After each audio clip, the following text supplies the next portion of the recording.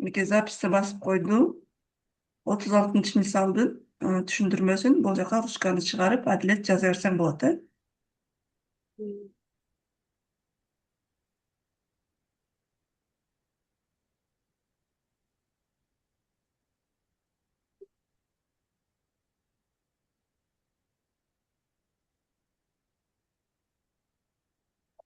Адилет жазасыңбы?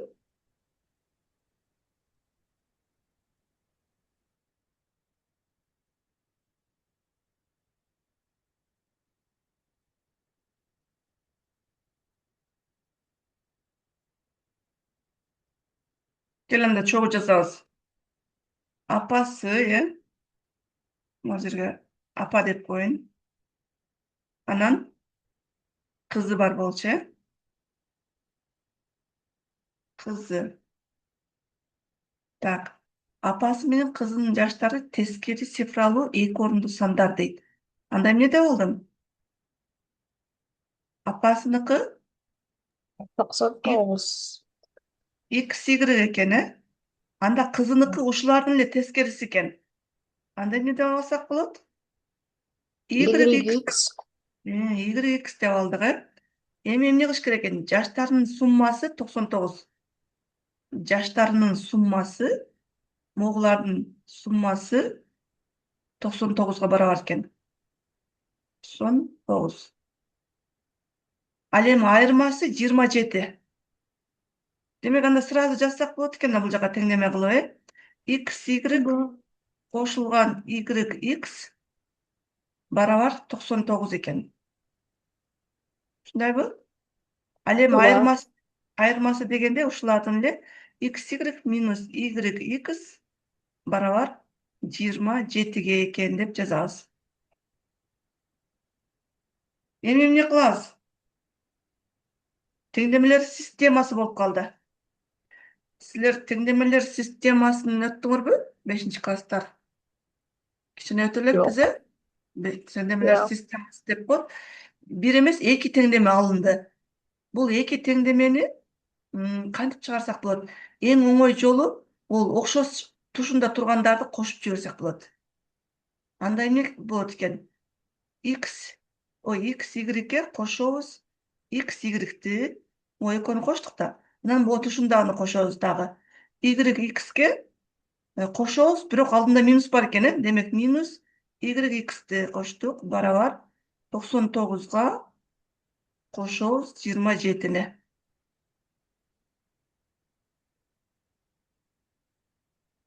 Так. Эми эмне болот? YX анан минус YX булар жоюшуп кетет. Могу менен могу жоюшат экен.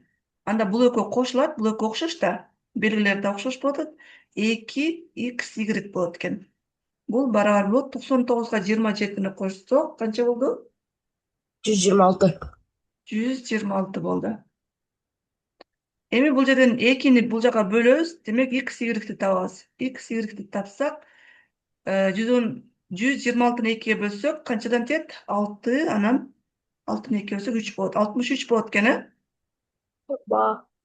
Демек, апасынын жашы 63 экен да. Могу жерге башка цвет менен жазып койсок болот. Кызыл цвет менен жазып коелу. Апасынын жашы 63 экен. 6 анан 3. Анда кызынын жашы канча болот? Канча болот кызынын жашы? Ушул цифралардын эле ордун алмаштырып жазабыз да. 3 анан 6.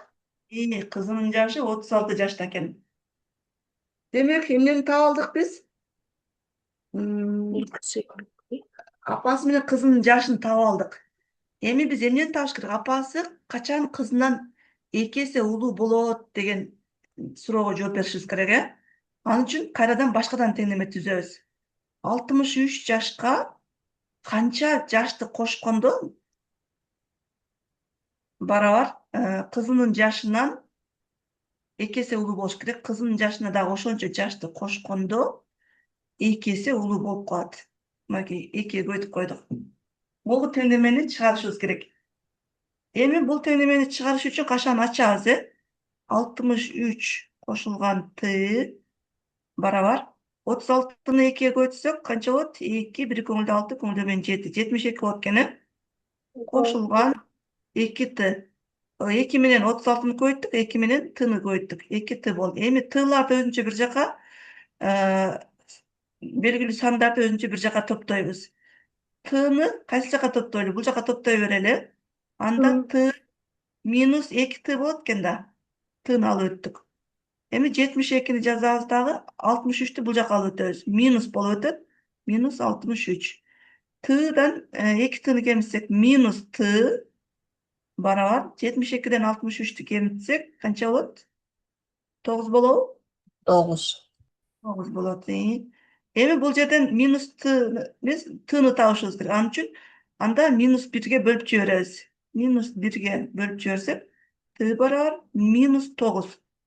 Демек, канча жылдан кийин дегени минус 9 жылдан кийин экен. Минус 9 деген бул жаш кемитип калат да, 63-төн 9-ту кемитебиз. Демек 9 жыл мурун болот. Минус 9 дегенибиз бул 9 жыл мурун дегенди түшүндүрөт. Демек текшерип көрсөк да болот. Могул жерге дагы башка свет менен жазсам окшойт, э? Так. Жашыл менен жазайын, э? Жашыл менен жазайын. Текшерүүнү жашыл менен жазайын деп атам. 63-төн кемитебиз 9-ду.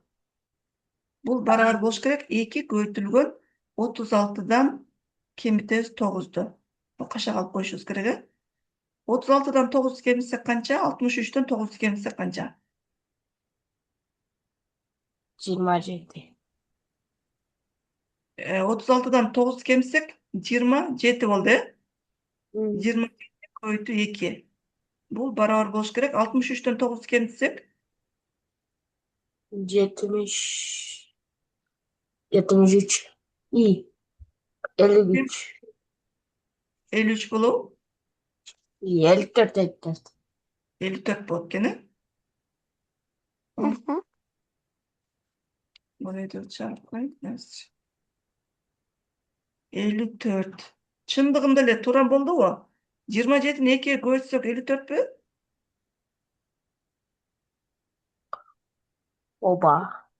Көбөйтүп көрсөк 54 чыгат экен. Демек, биз туура таптырбыз. Минус 9 жыл дегенибиз туура экен. Демек, 9 жыл мурун апасы кызынан 2 эсе улуу болуптур, э? Оба. Ошондой кылып эсепти чыгардык. А сен кандай кылып чыгардың? Сен башка жол менен чыгарган окшойсуң го?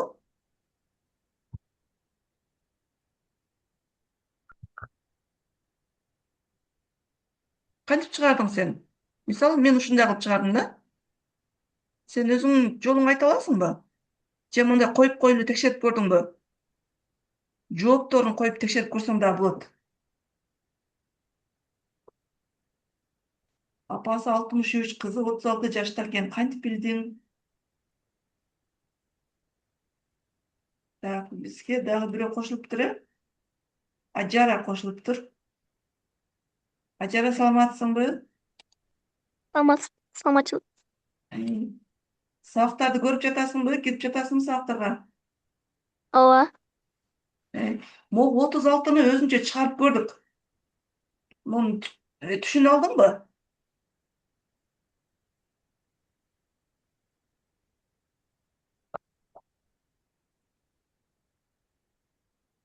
Силер 5-класстар бул системаны өтө элексиңер, бирок муну мындай кылып түшүндүрсөк болот да. Эки орунду сандарда анан биринчи цифра анан экинчи цифра болот да. Ошол эки орунду тең белгисиз. Демек, биринчи орунду X, экинчи орунду Y деп алдык да. Ошондо X, Y деген эки орунду сан болду, апасынын жашы. Кызынын жашы ушул эле эки орунду сандын тескериси дейт. Демек, анда Y, X деп алдык. Башында белгисиз да. Демек, кызын Y, X деп алдык. Андан кийин апасы менен кызынын жашынын суммасы 99-га барабар экен. X, Y'ге Y, X'ти кошсок 99 болду. Ал эми алардын айырмасы 27-ге барабар экен. Демек, X, Y'ден Y, X'ти кемитсек 27 болду. Андан кийин буларды кошуп жибердик. Туш-тушундасын коштук да, могу экөөнү коштук, анан бул экөөнү коштук, анан бул экөөнү коштук. Ошондо эмне берди? X менен Y коштук, анан бул экөөнү коштук, бул экөө жоюшуп кетти. 99га 27 кошуп койдук. X, Y'терди коштук, 2X, Y'ти берди, анан 99га 27 кошсок, 126 болду. Бул жерден X, Y'ти таап койсок, 63 деген сан келип чыкты. Демек, X, Y деген апасынын жашы болчу да. Демек, апасынын жашы 63 экен деп таап алдык. Анда ушул эле цифрлардын ордун алмаштырсак, кызынын жашы келип чыкты. Көрдүңбү? 36 жаш бул кызынын жашы болуп калды. Анан бизге суроо бар болчу. Апасы качан кызынан 2 эсе улуу болгон деген суроо бар болчу да. Ошону табыш үчүн кайрадан жаш кошуп чыктык. Апасына кандайдыр бир жашты кошкондо, кызына да кандайдыр бир Т деген жашты кошкондо, апасы 2 эсе улуу болот экен. Демек, 2 көбөйттүк кызынын жашын. Анан бул теңдемени чыгарсак, -9 деген жооп болду. -9 деген бул 9 жыл мурун дегенди түшүндүрдү. Чындыгында эле 9 жашты кемитип чыгарып көрсөк, биз туура чыгарыптырбыз. 54 барабар 54 деген жоопту алдык. Ол жашыл менен жазган, текшерип көргөнүбүз. Көк менен чыгарганыбыз бул жаштарды таап алдык, кызыл менен тапканыбыз жылды таптык. Көрдүңбү? Мына ушундай кылып түшүндүрүп чыгарсак болот экен. Азыр дагы 9 минутта бар. Суроолор болсо берсеңер болот. Мен могул жерде жоопторун жазып силерге жөнөтүп койгонмун.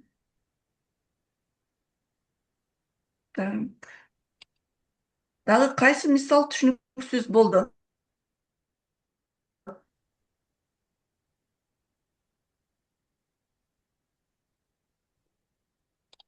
Дагы кайсы мисал түшүнүксүз болсо сурагыла, 30дан баштап үйгө тапшырма болгон да.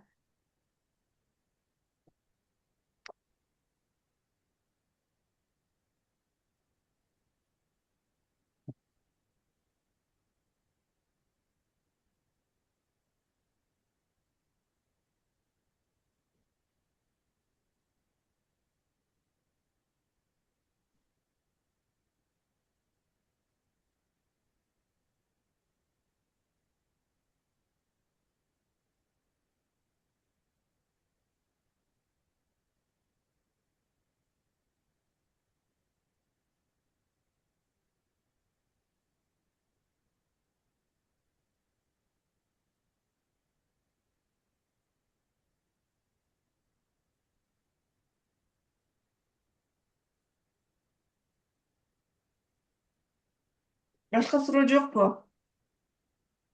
Башка суроо болсо бергиле. Камераны чыгарып. Башка суроо болсо берсеңер болот. Жазганды жакшы үйрөнүп калган окшойсуңар, Адилет. Доскаларга жазып түшүндүрөсүң, Ба.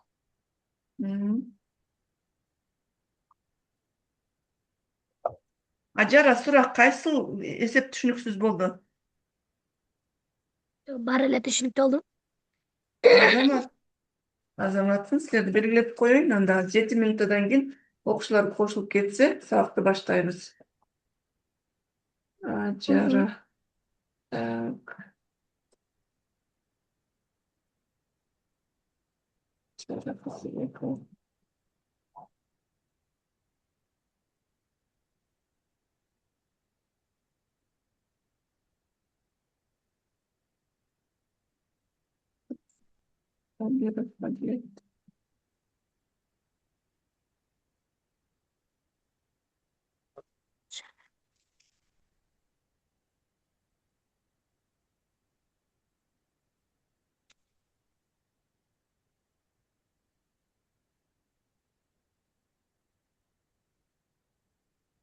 Азаматсыңар. Туура белгилеп жатабыз,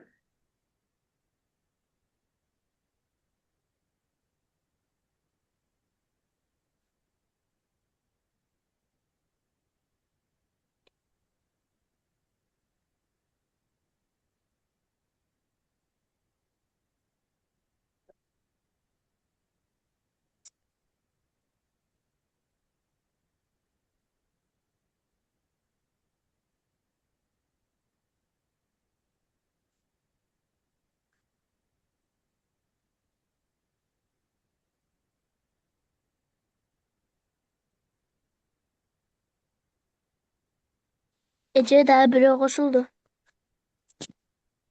Karayınca bu boşlukta. Olmaz süreci. Ali koş. Selamatçılık Ali. Ha? Selamatçılık diyeyim. Ha. Sende uy tapşırma boyunca sorular var mı Ali? Tapşırmalar boyunca çok. Bari düşünüktü. Ha. Ali'ni belgilep koydum.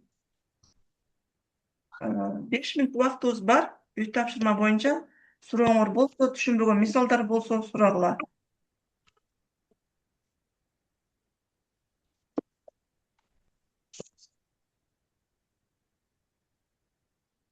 Ece daha biri koşuldu mu? Azıcık karayını. Tak. Tak. Mama Sadıkova Aruke. Aruke hoş geldin. Sabahkan. Mama Sadıkova Aruke. Tak. 4 minut vaqtımız var. Aruke uy tapşırma boyunca sorularың bolsa surasaң bolot. Kеңири түшүндүрүп беребиz. Fatima da koşuptur. Özsөрбекова Фатима кошулду азаматсың. Ece ben 31 yaşında kaldım. 31'de түшүнбөй калдым дейт. Азыр карайбыз. 31'di ким түшүндүрүп коет? Я, кандай теңдеметти? Өзүнчө бөлүп алайлы. Ha. Өзүнчө бөлүп алып, бул жерге жазып түшүндүрөлү. Так.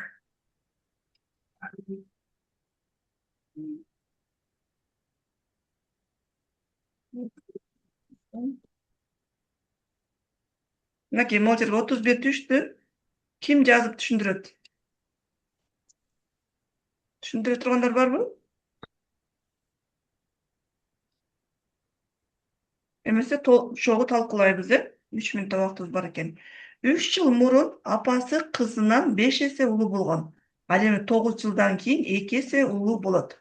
Алардын азыркы жаштарынын суммасы канча деген суроо коюлуптур. Так. 3 жыл мурун дейт. Апасы деп жаза алчы. Бул жака жазып кое берели. Апасы деп коеюн. Апасы, анан кызы. Кызы. Так. Апасын эмне деп алалы? F деп алсак болот, Кызым S деп алалы. Англисче тамгалар менен S деп алалы. Эми 3 жыл мурун дейт. 3 жыл мурун. 3 жыл мурун дегенде эмне кылчу элек? F'ten кемитебиz 3 жылда барабар 5 эсе улуу болуптур. 5 көбүгөн кызынын жашы азыр белгисиз азырынча. Демек кызынын жашынан дагы 3'tü кемиттик. Эми 9 жылдан кийин дейт. Дагы бир шарт берилиптир. Демек 9 жылдан кийин десе кошобуз 9'ду. Барабар 2 эсе улуу болуптур. 2 S Esi. плюс 9. Aha. Демек 2 теңдеме келип чыкты. 2 теңдеме. Биринчи теңдемебиз, могу экинчи теңдемебиз. Биринчи теңдемеден F'ти табалы. Биринчи теңдеме боюнча F'ти таба турган болсок, F барабар качан ачабыз да бул жакта? 5 менен S'ти көбөйтөбүз. 5S болот. Кошулган 5 менен 3'tü көбөйтсөк, могул жерде 5 менен 3'tü көбөйтсөк, минус болот экен. Азыр үстү өчүрө алайын. Так, могул жерде өчүрөйүн дагы. Так, 5S болчу могул жерибиз. Минус 15 дедик, Минус 15. Анан могул жакта 3 бар да. 3 бул жака плюс болуп өтөт. Плюс 3 болду. Эми бул жерден да F'ти таап койсок болот, Могул жерде 15 менен 3'tü кемитип. Демек F барабар болот экен 5S минус 12'ge. Эми экинчи теңдеме боюнча карайлы. Экинчи теңдеме боюнча F'ти таба турган болсок, дагы деле качан ачабыз? 2S плюс 18 болот, Силер дагы айтсаңар болот. Мындан дагы эмне калды? Минус 9 деген калды. 9'ду бул жака өтсөк минус болот. Эми кайрадан f'ти таап кое турган болсок, 2s плюс 9 болот экен. Ушундай болдубу? Ушул жерге чейин түшүндүкпү? Я, Эчке мен ушундай кылып чыгардым. азаматсың. Эми эмне экен? Барабардыктын оң жактарын биринчи теңдемеден экинчи теңдемеге барабардыктын оң жактары барабар экен, f барабар f экен да. Оң жактары. Анда сол жактарын да барабарлайбыз. Сол жактарын барабарласа 5s минус 12 барабар 2s плюс 9 болот экен. S'ти бул жака алып өтөбүз, белгилүү санды оң жака алып өтөбүз. Демек 5s'тен 2s'ти кемитсек, сразу кемитсем 3s калат. Түшүнөбүзбү бул жерге? 3s калды. Ал эми 12-ни бул жака алып өтсөм, 12-ге 9 кошсок 21 болот экен. S барабар 21-ди 3-кө бөлүп койсок канчадан тиет? Айтпайсыңарбы? 21-ди 3-кө бөлсөк 7-ден тиет экен. Ушул жерде түшүнүп жатабызбы?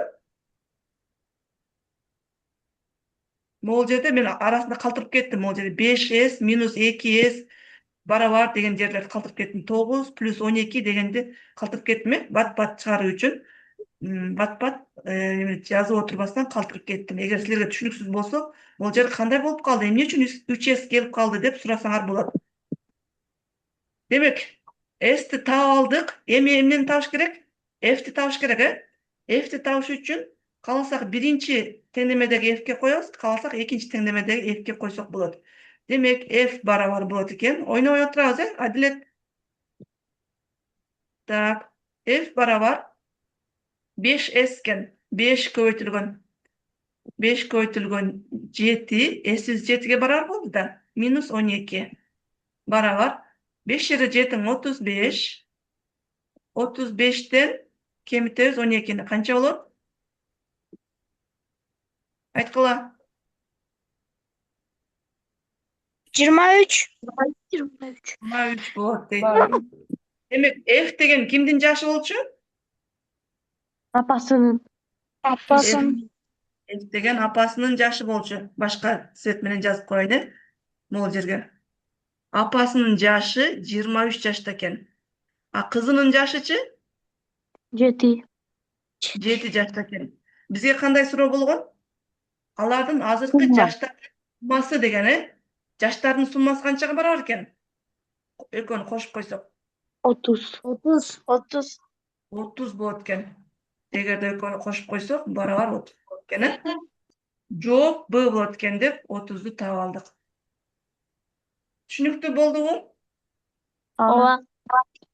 Дагы башка суроо барбы? Жок. Так, суроо жок болсо, бүгүнкү темабызга өтөлү анда. Так, бүгүнкү темабыз Эчке мен ушул темага орусча түшүнбөдүм да, бирөөнү эле аткара алдым, баягы азыр аткарам. азыркыны эле аткардыңбы? Ооба, калганына түшүнбөдүм.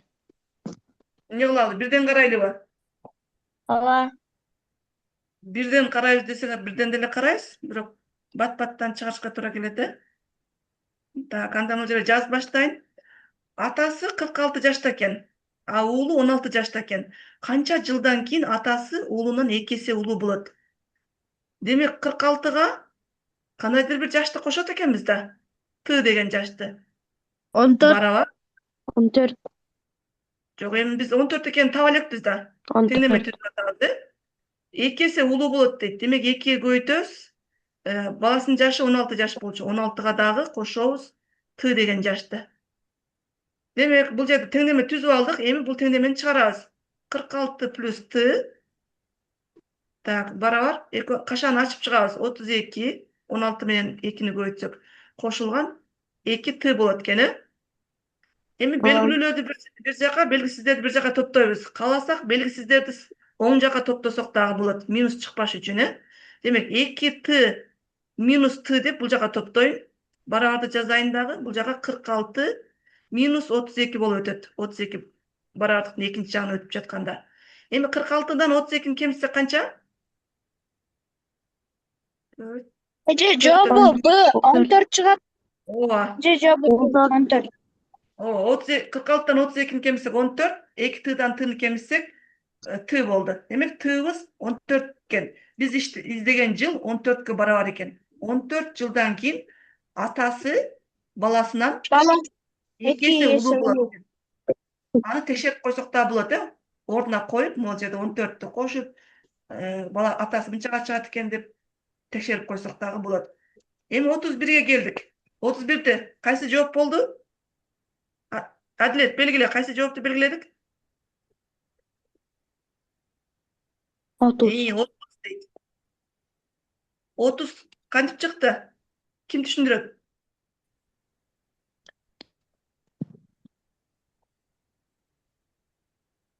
Так. Апасын Ana эфтеп hazırla белгиледик. çarptık mı?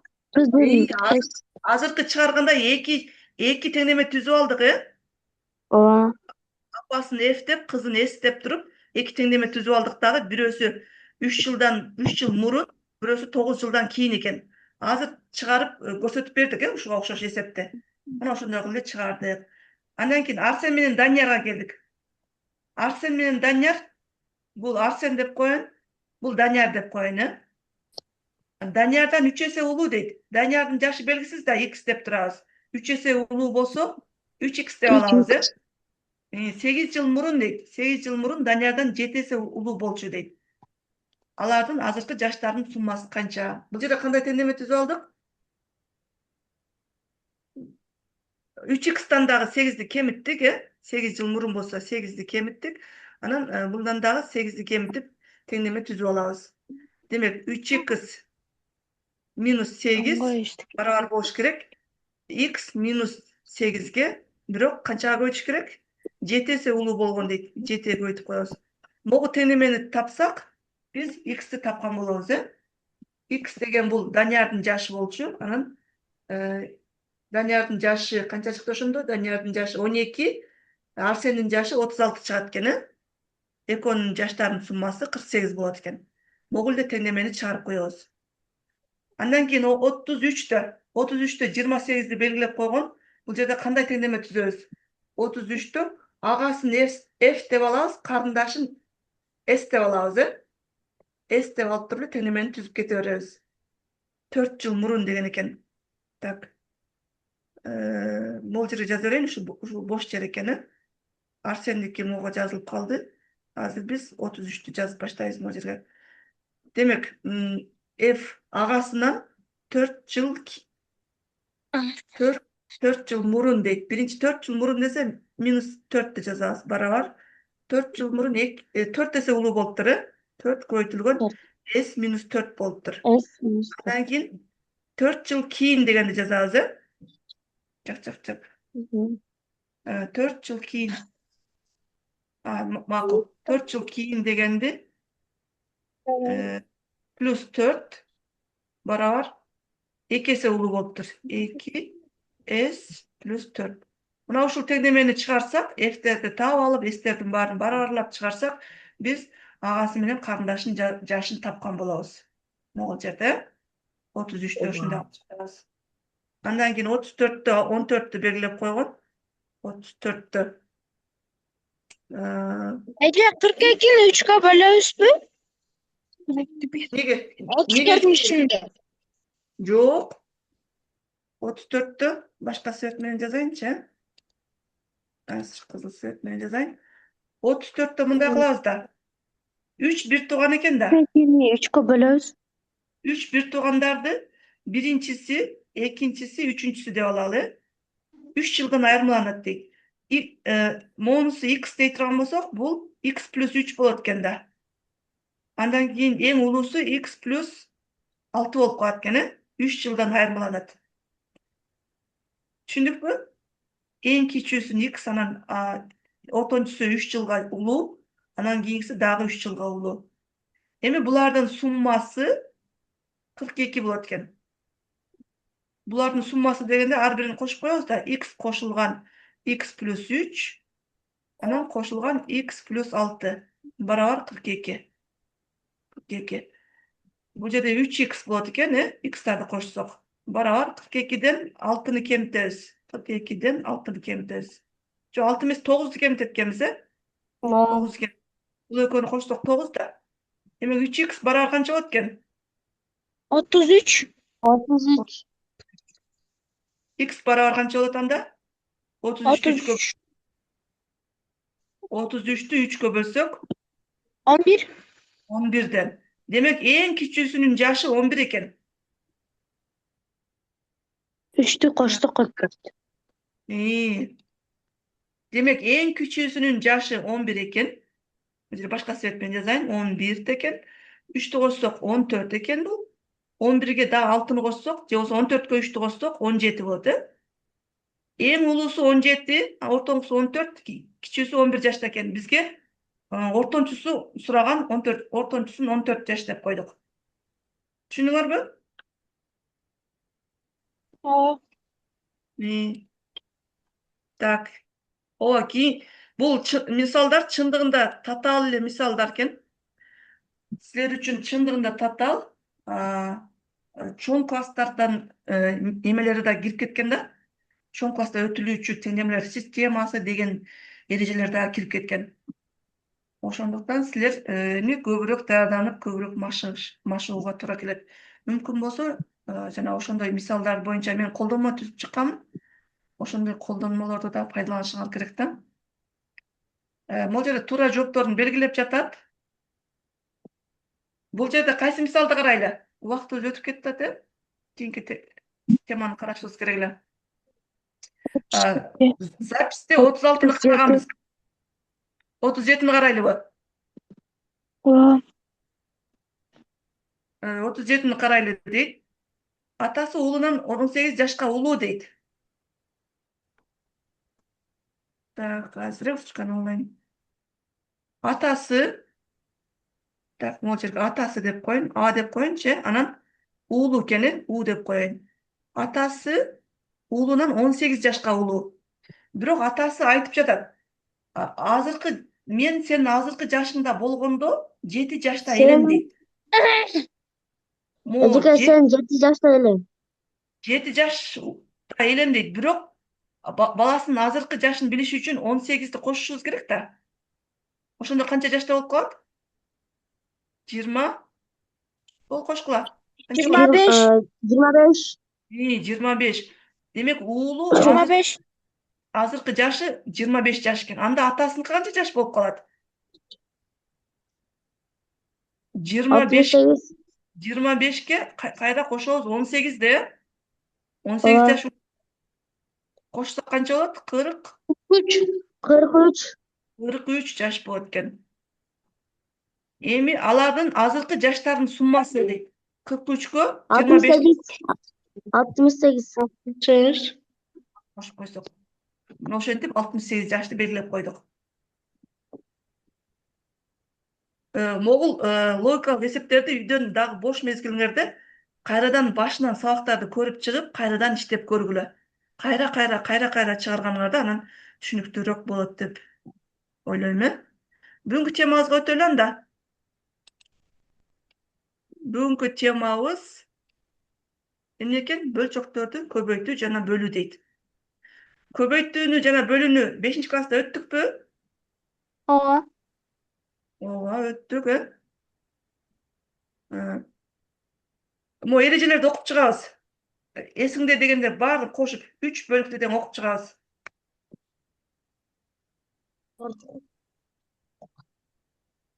Ara bölümdürü ara köbüytü bölçük tutulu kıskata misallar. Birinci bölçük köbüytü, ikinci bölçüktü tezkerine aylandırıp köbüytü misal. Aralaştan menin amal atkarudan muddanı vurur bölçük. Aylandır köböйтүүдө мүмкүн болсо кайчылыш кыскарт. Бөлчөктөрдү көбөйтүү Сабакка 10 окуучу кириптир. Белгилеп койдум барыңарды. Кана окуп бүттүкпү? Эмнени түшүнүп? Эмнени түшүнүп? Aralarsan menин amal Аткаруудан мурда аны буруш бөлчөккө айлантыр. Көбөйтүүдө мүмкүн болсо кайчылап башка кыскарт. Окуп бүттүк, э? Эми карайбыз. Ооба. Бөлчөктөрдү көбөйтүш үчүн биринчи бөлчөктөн экинчи бөлчөктү көбөйтүү үчүн мисал берилиптир, э? Алымдардын өзүнчө, бөлүмдөрдүн өзүнчө көбөйтүп коебуз дейт. Эгерде кыскарта турган сандар болсо, аларды кайчылаш кыскартып коебуз. Кайчылаш же болбосо мындай тигинен вертикальный кыскартсак дагы болот. Дагы эсептерди карап жатканда кошуп айтып кетем, э? Андан кийин бөлчөктөрдү бөлүү үчүн биринчи бөлчөктүн өзүн жазып, көбөйтүү коюп, бөлүүнү көбөйтүүгө алмаштырып, анан экинчи бөлчөктү алым менен бөлүмүн алмаштырат экенбиз, э? Анан көбөйтөбүз. Эгерде буруш бөлчөк келип чыкса, аны аралаш бөлчөккө айландырып коебуз. Ал эми аралаш бөлчөктөрдү амалдарды аткаруу үчүн аларды буруш бөлчөккө келтирип алып, айландырып алып, анан көбөйтүүнү же бөлүүнү аткарабыз. Түшүндүк, э? Биринчисин көбөйтүп белгилеп коюптур. 21ден 10 болот экен. Туурабы? Ооба. Азаматсың. Баарыбыз түшүндүк буга, э? Алымдардын өзүнчө, бөлүмдөрдүн өзүнчө көбөйтүп койдук. Экинчи мисалга келдик. Тегеректегилер ким кайсыл жоопту туура деп ойлойт?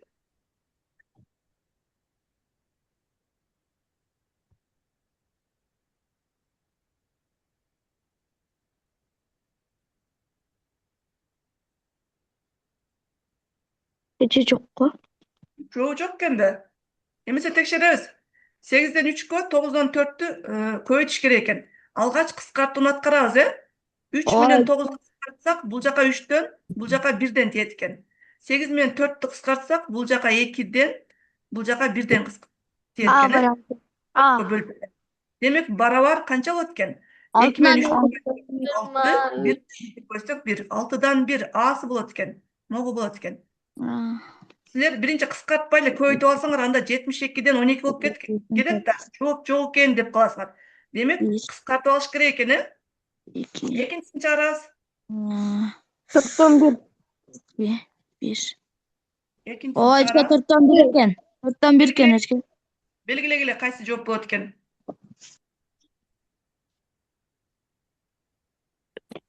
4'ten 1 эче болсо.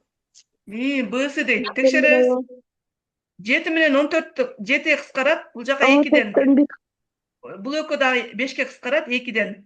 2-ни 2ге көбөйтсөк 4'төн 1 болот экен. Жооп туура, азаматсыңар. 4-үнчүнү чыгарабыз. Мо сары өчүрүп тур, э? Үстүндө жазуу көрүнбөй калды. 12. 12. В. Белгиле. Кайсы жооп туура экен белгиле. Адилет Всы дейт. Дагы ким кайсынысы дейт? Белгилегиле. Нуриса дагы Всы дейт. Эмесе текшеребиз, э? 15ке көбөйтүш керек экен. 15тин алдында 1 бар деп билебиз. Демек, 1ден 15 деп алсак болот да. Анткени 15ти 1ге бөлсөк, 15 өзү эле болот. Кайчылаш кыскартабыз. 5ке бөлсөк, бул жака 3 болот экен. 4 менен 3тү көбөйтсөк 12. Жооп 12 болот экен дагы. Всы дегендердики туура болду, э? 5-нчиге келдик. Белгилейбиз. Ручкаларды чыгарып белгилегиле.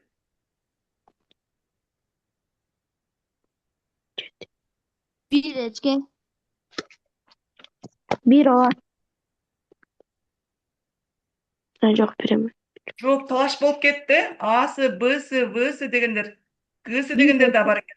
Демек, текшеребиз. 3 менен 3 кыскартылат. Жооп 7ден 1 болот экен. 7ден 1 болот экен. 7ден 1ден кайсында эле? Так, 5-нчиде. Неге эчке? Токто. Адашып турбуз, э? Айландырабыз го эчке. Буруш бөлчөк экен да бул. Аралаш бөлчөк экен да бул. Бу 2-ни көрбөй калыптырмын, э? 2-ни көрбөй калыптырмын.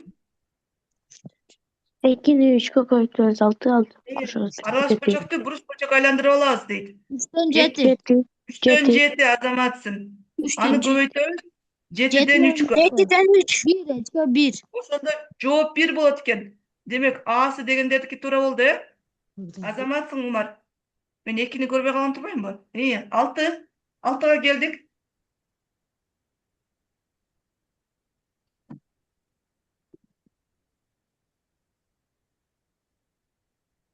6да жооп Б дейт.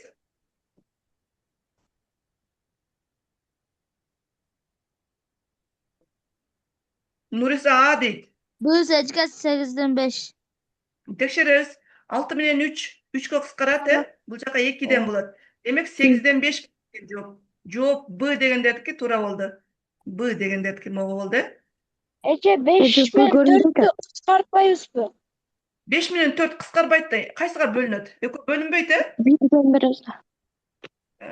Экөө бөлүнбөйт. Демек кыскарбай турган болсо кыскартпайбыз. 5 менен 1ди көбөйттүк, алымы 5 болду. 2 менен 4'tү көбөйтсөк 8 болду. Демек жооп 8ден 5 болду. Түшүнүп алдыкпы? Азаматсыңар. Так, кайсыга келдик? 7ге келдик,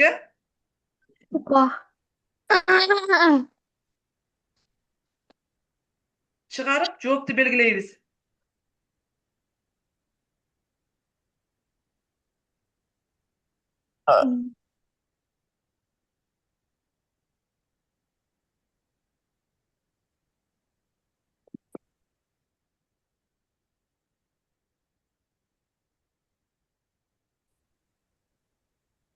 Медина жооп А дейт. Адилет кайсы сеники? Нуриса В дейт. Seçke. Адилет Б дейт. Жооптор талаш болуп кетти. Текшеребиз. Burası. Текшерели. Aslı 7 кыскарат, O 1 2ден тиет. 9 менен 12 3кө кыскарат. Бул жака 4төн, бул жака 3төн болот экен. Демек 12ден 3 болот экен да. Жок, 8ден 3 болот экен, o 8ден seçke 6. 8ден 3 A'сы болот экен. A'сы болот экен. A'сы туура болду. 8ге келдик. 15'ten 2. 15ден 2 15. дейт. Башкалар да чыгарсын.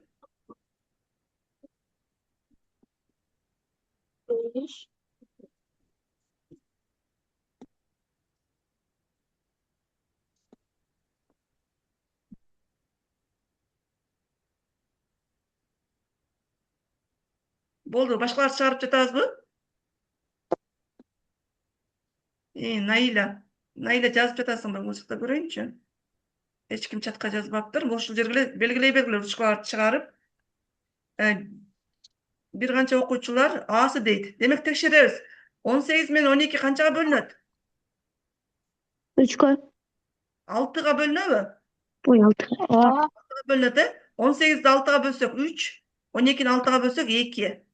5 менен 25 5ке кыскарат экен. Демек 25ке 5тен тиет, бул жака 1ден тиет. Барабар.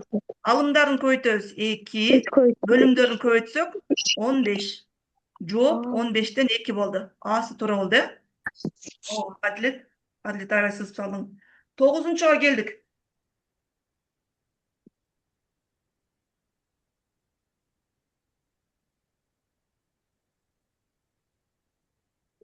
Burası seçke.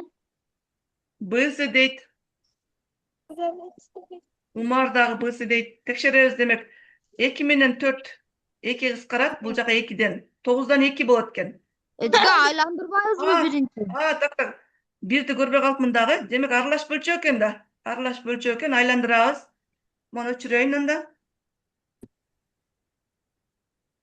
Так. 2'den 3.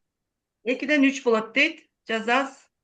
2ден 3 көбөйтөбүз 9дан 4кө, кыскартабыз 2, бул жакты кыскартсак, бул жака 3 болот экен. Демек 3төн 2 жооп. Ушундай болдубу? Ооба. Б'сы дегендердики туура болду. Могул жерде бирөө Б'ны белгилептир, адаштыр. Кийинкисин чыгара бергиле. Keyinkisi. Ece doska жазарsa olur.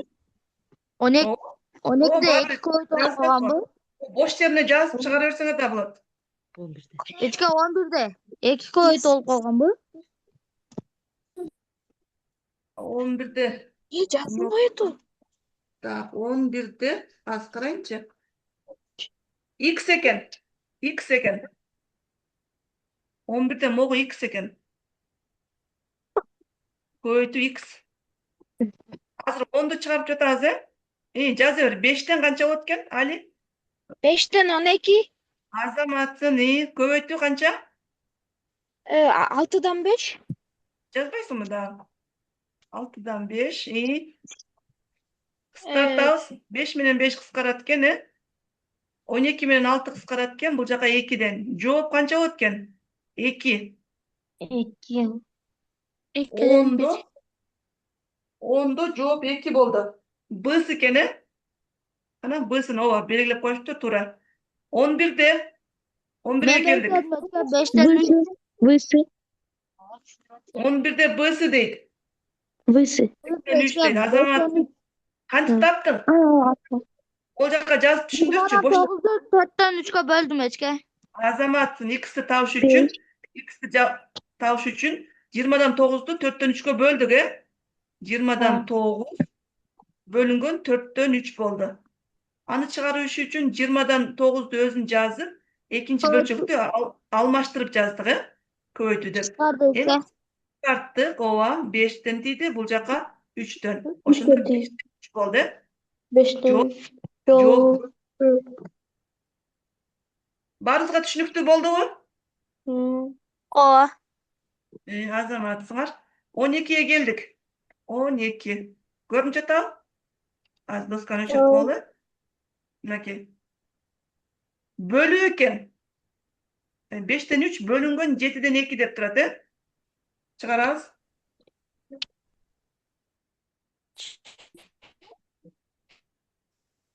Ondan 20. Hayır. Жооп бар экенби ушундай? 11. 2 bütün ondan 1 Ece. Азаматсың, Ece, текшеребиз. Ben ana buruş bölecek boydan ayıt aldım. Азаматсың, буруш бөлчөктү анан аралаш бөлчөккө айландырып койдуң, Демек, жазып кол, түшүнбөгөндөр үчүн. 5'ten 3'tün өзүн жаздык, көбөйтүүгө алмаштырдык бөлүүнү, анан 2'den 7 болду. Кыскара тургандар жок экен. 10'don 2'den 1.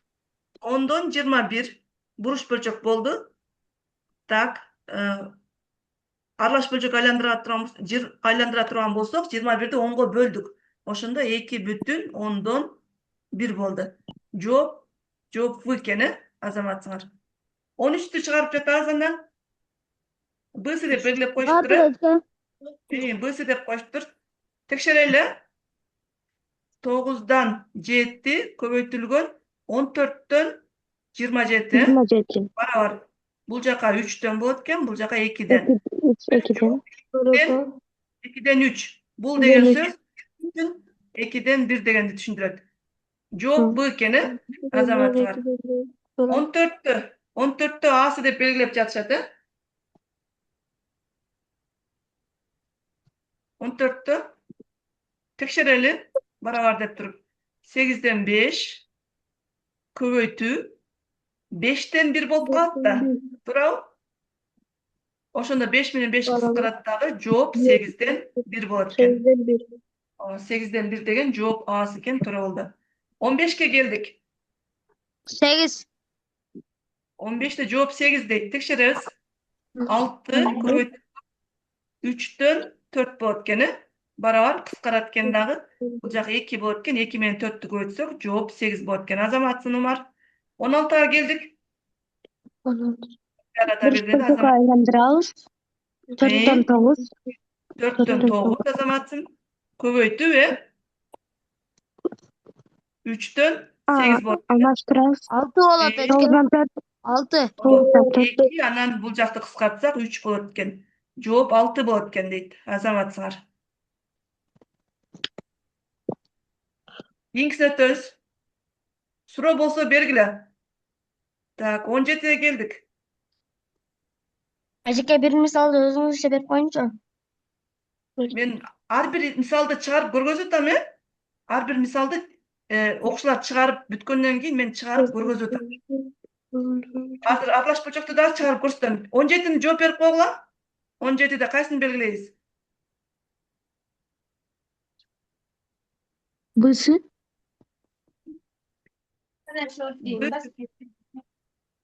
Qaysi bildiri tura?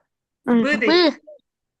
Azamatlar birinci bölçöktü, ikinci bölçöktün teskesini köbeytöbüz. Bölçöktörдү bölүү үчүн мына ушул Б'si тура экен. Азаматын Нурисада тура белгиледи.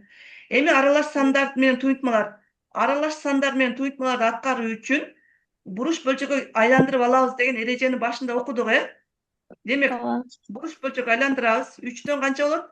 3 менен 1ди көбөйтүп, 2ни кошобуз. Канча болот экен? 3, 2 кошсок 5.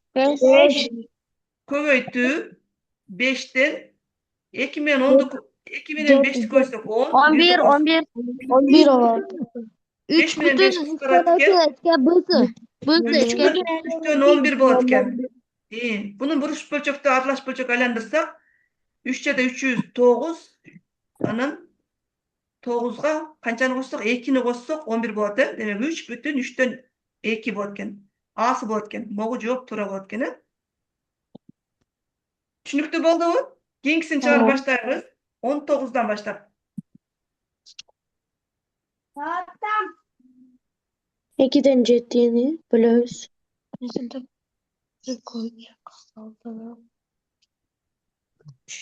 çıkarttı Ece. 4'ten Azamat 7. 2. hazır daha başkaları da çağırıp bitsin işte bitöz. Sen kийинкисин çağırır. Nurisa da B'si deyt. Mesela çıgar başlayını. Çıgar kuruzup koyun. 2'den 6 7 болот экен. Bölүүнү сразу көбөйтүүгө айландырып алсак болот, 4'tü сразу üstüne жазам дагы. Onu көбөйтөм. 4 жере 1'in 4, 3'tü кошсом 7. 7'ni сразу бул жака төмөнкүсүнө жаздым бөлүмүнө. Шуну 7 менен 7 кыскарат. Bunu кыскартсак 2 болот экен. Жооп 2 болот экен. 20'da 1 Ece. 20'da 1 болот экен дейт. Текшеребиз. Бул жер кыскарат экен, Бул жака 2'den экен, бул жака 3'төн экен. Демек 3'төн 2 көбөйтүлгөн 2'den 3 экен, Кыскарат экен. Жооп 1 болот экен. B. Баарыбыз түшүнүп жетиштикпи? Ova. Азаматсыңар. 21'ge келдик.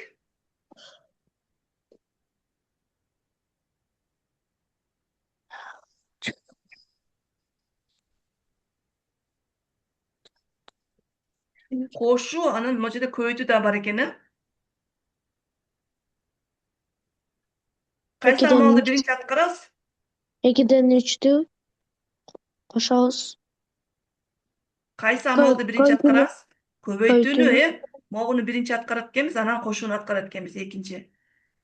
Демек биринчи барабар деп туруп аралаш бөлчөктү буруш бөлчөк айландырып болот экен, 2'den 3. 2'den 3. Кошуу деп турайлы. Муну Төрттөн көбөйтүп бир. алабыз. Кыскара тургандар бар экен да. Муну кыскартып 2'den жиберели. 4 Ece. 2'den 4 1. 6'dan kança oldu? 3 менен 3'tü кыскартып берсек 2'den 1 болот экен, Ооба. Mana manda болуп калды Умар, эми кошсоң. 3 кыскартып жиберсек 2'den 1 болот экен. Демек алымдарын кошуп 2'den 4. 4'tü 2'ye bölüp koysak 2 тиет экен. Жооп 2 болду. Түшүндүкпү? Кийинки саат баштайбыз. 22'ye келдик.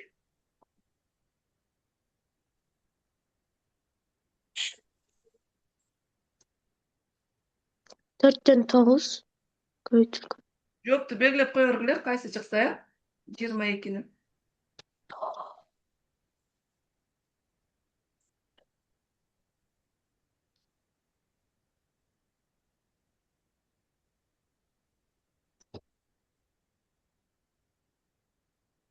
V'si deyt Medina. Ajara kim bu? Ajara V'si deyt. Анда чыгаралы, чогуу чыгаралы, текшеребиз. Качан için биринчи чыгарабыз? Демек 4'tü аралаш бөлчөктү буруш бөлчөккө айландырабыз. 4'tü 2'ye koysak 8, 1'ti кошсок 9. 4'төн 9 болот экен. Минус 4'төн 3. Аны бөлүш керек. Сразу көбөйтүү деп турсак да болот, Көбөйтүү 3'төн 5 болот экен. Барабар. Качан için чыгарып алабыз? 4'төн канча болот экен? 6, Аны көбөйтөбүз 3'төн 5'ke. Kıskartsak 2'den teğetken barabar 4'tön 10 bolup kaldı. 4'tön 10. Bunu dağı kıskartsak bolobу 2'ge? 2'ge kıskartsak 2'den 5 болады. Так, эми 5'ti 2'ye bölөбүз. Demek 2 бүтүн 2'den 1 болот экен. Ушундай жооп бар экенби? Ооба, көпчүлүгү муну белгилеп коюптур, 23'tü çıkarıp belirlep койгондор бар экен. Демек 4 бурчтуктун узундугу анан туурасы берилиптир. Аянтын табыш үчүн экөөнү эмне кылабыз? Koyacağız. Көбөйтүп койдук. Көбөйтсөк 10'da 10'don 3 метр kvadrat. азаматсыңар. 24 көрүнүп жатабы? Aa, Ооба. 24'tü чыгарабыз.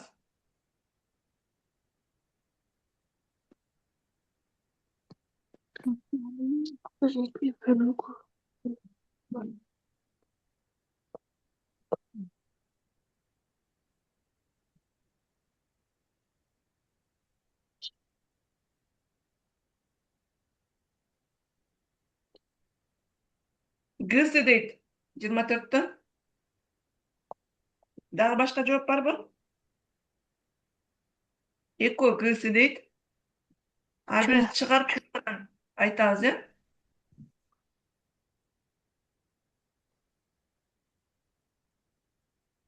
Так, могул жерге жаза берейин. 3'төн 2 бөлүгү колдонулду дейт. Анан колдонулган бөлүктүн дагы 5'тен 3 бөлүгү кооздолду дейт. Демек, аны көбөйтөт экенбиз, 5'тен tamam. Анткени 3'төн 2'nin 5'тен 3'ün табыш үчүн көбөйтөбүз. Көбөйтсөк 3 менен 3 кыскарат экен дагы 5'тен 2 калат экен. Жооп 5'тен 2 быйсы болду. Түшүнүктүүбү баарыбызга? Aa, Кийинкисине өтөбүз. 25'ke келдик,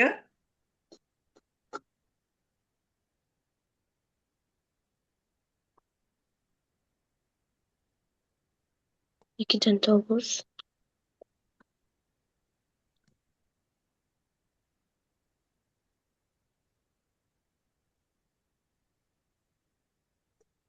Ece 2'den 9'du 4'ten 3'e bölөбүзбү?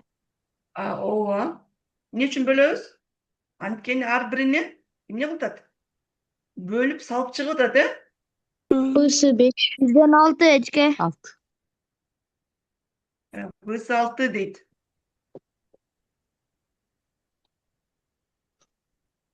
Азаматсыңар туура чыгардыңар. Эмне үчүн? Анткени бул жерде эмне үчүн көбөйтпөй жатабыз? 4,2'den 1 килограмм унду ар бирине 4'төн 3 килограммдан салып бөлүштү дейт. Анда канча баштык керек болгон? Демек, бизге канча баштык керек болуптур? 6 баштык, 6 баштык керек. Бөлүп чыктык. Бөлгөндү баарыбыз түшүндүкпү же көрсөтөйүнбү? Görüntülerim. Düşündük. Düşündük Ece. Көрсөтпөй эле Түшүндүк. коеюн, Aa, Көрсөтпөсөңөр көрсөтөйүн. Кийинкисин Жок, чыгарабыз анда. көбөйүп жатат. Кийинкисин чыгарабыз. 26'ны чыгарып жатабыз.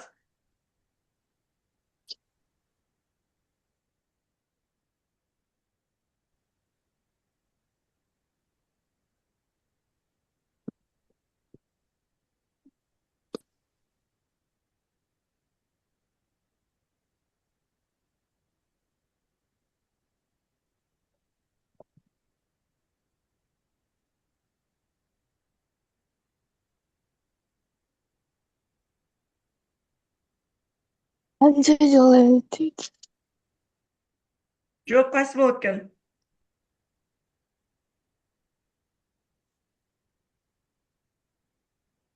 B'si.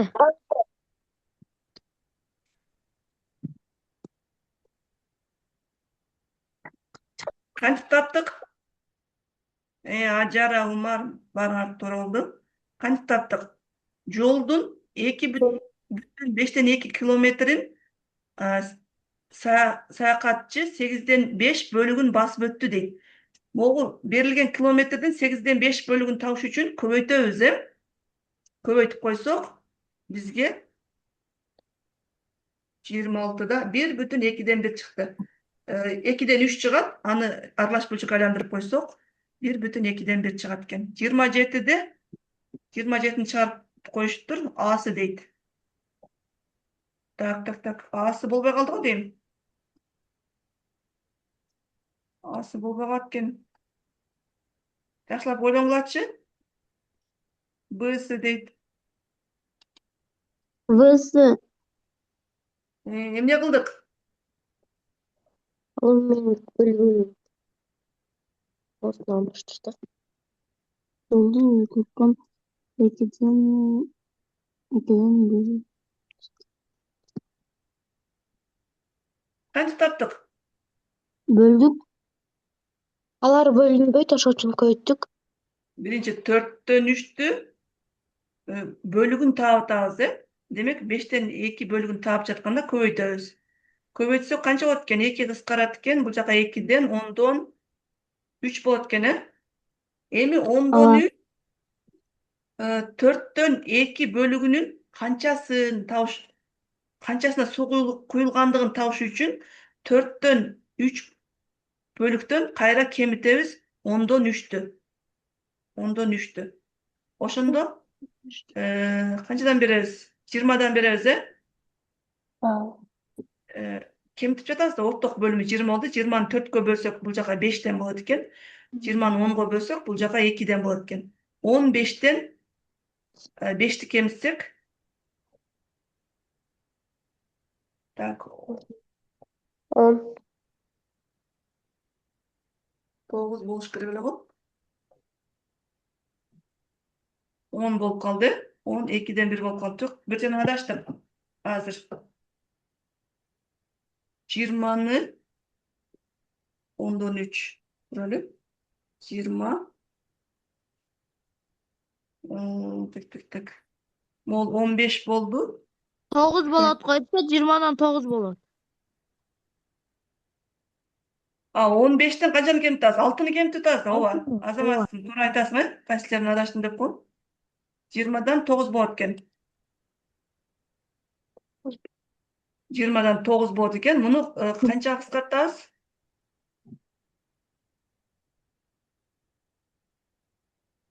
Кыскарбайт экен. 20'dan 9 деген жооп барбы? В'сы болот экен, Ооба. 20'dan 9 деген жооп бар экен, В'сы болот экен.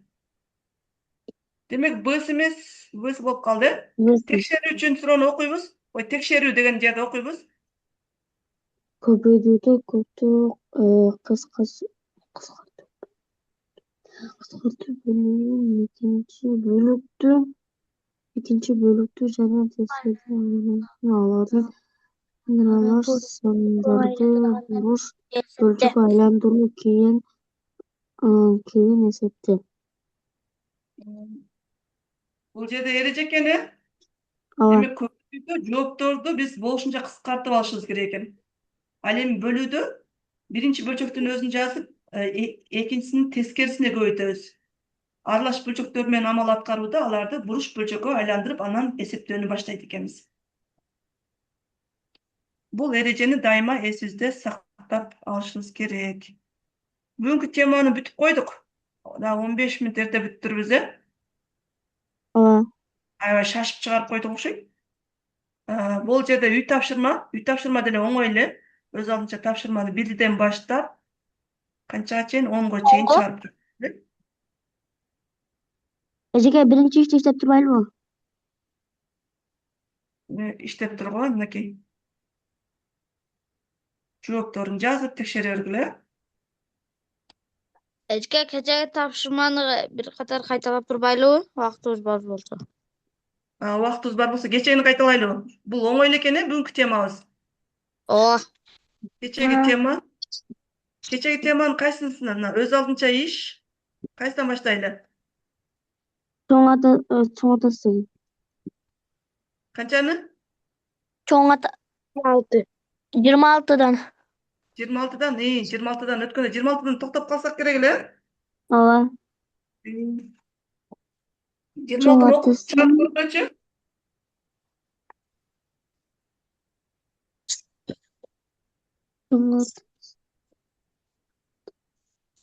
чоң ата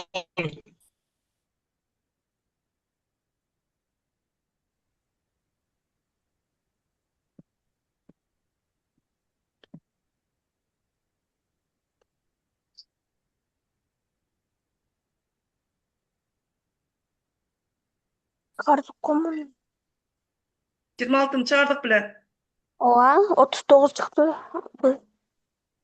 Az düşünbөгөндөр бар ekan, ne? Ova Eceke 30 çıkartken. 39. 39 çıgat ekan deyip. Dağı.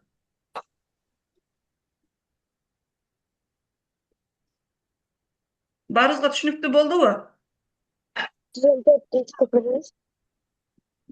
Түшүнбөгөндөр болсо айткыла, мындай теңдемени түзүп, башынан чыгарып көрөбүз.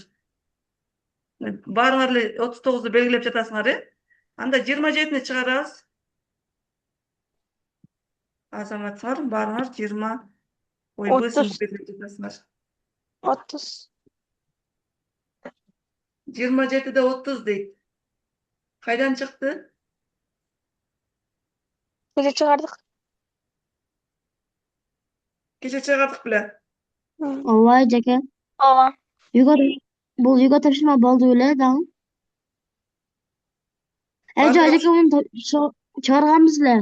чыгарганбызбы? Анда 28 Ova. götürөбүz. Akır Eceke 29. 31. dekabırda degenimiz. Ооба, 20. 28-çi. 42. Yok. 44. 28'de жооп талаш болуп атат, 28'di карайлыбы? Atası olanların 20 yaşa oluyor. Atası ben senin 19 yaşında bulundum. Sen 6 yaşta dedi.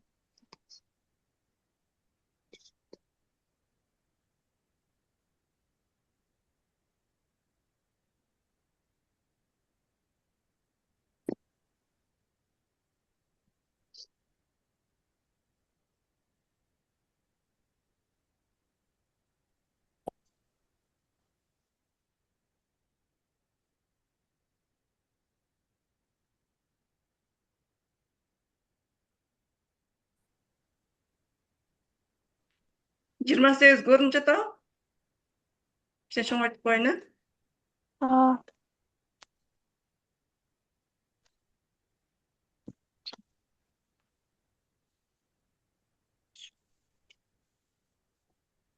Hı. 46 Eceke. 46 дейт.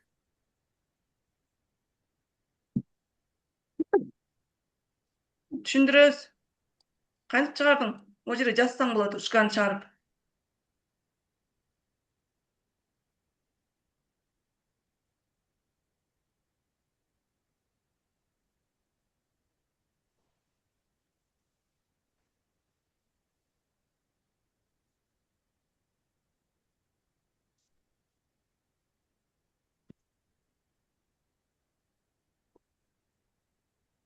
Мм. 26'га 6'ны кошуп алдык. 26 болду дейт. Анан дагы атасы 20 жаш улуу болчу, Биринчи баласынын жашын таап алды. 26 деп, 26 жашта экен баласы. Анан атасы могу ким сызып салды? Досканы өчүрүп турабыз.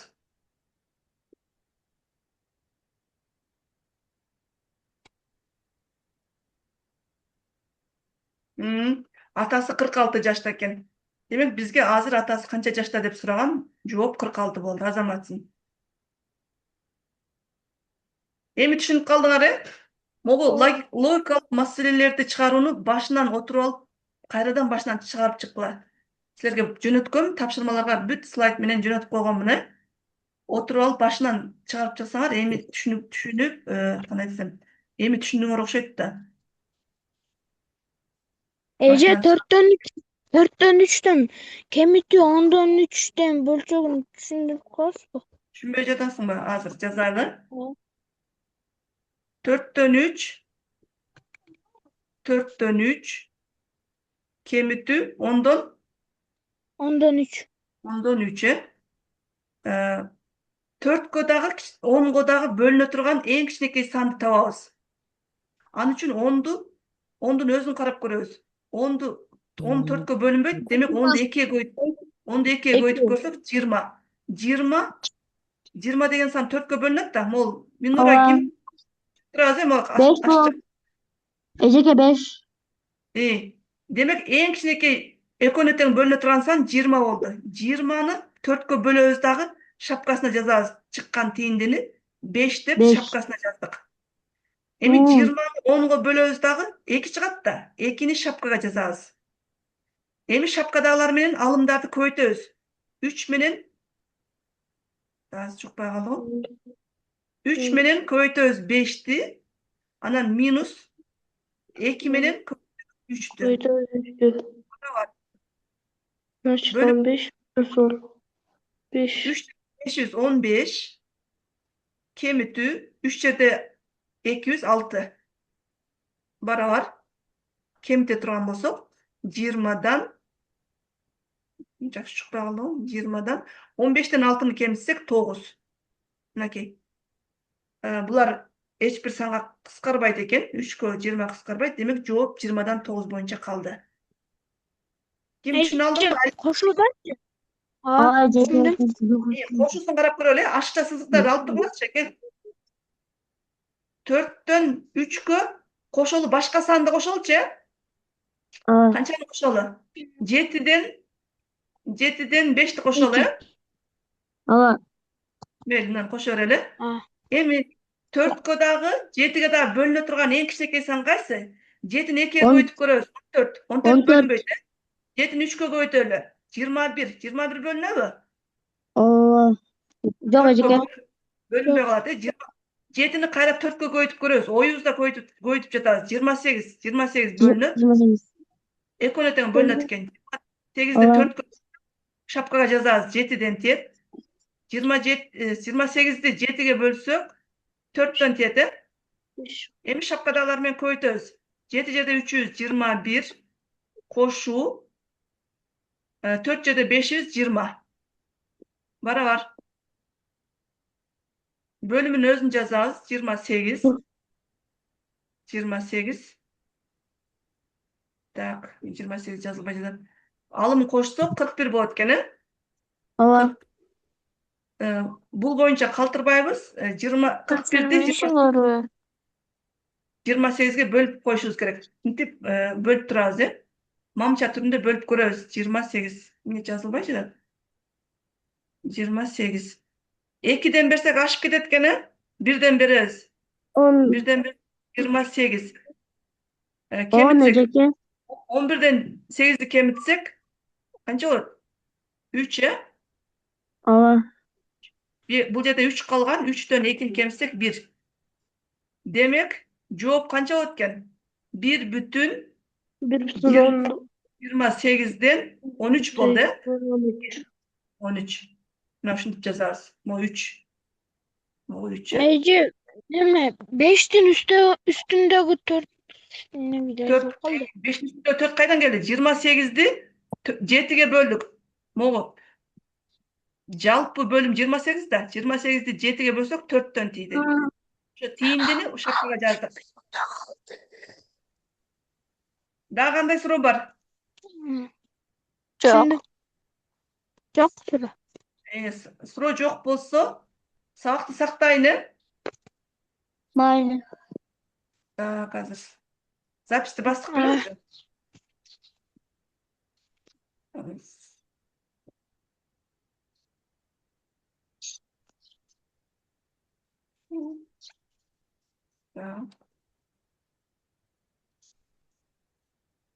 Силер жазбай турлачы, мен бассам иштебей калат неме.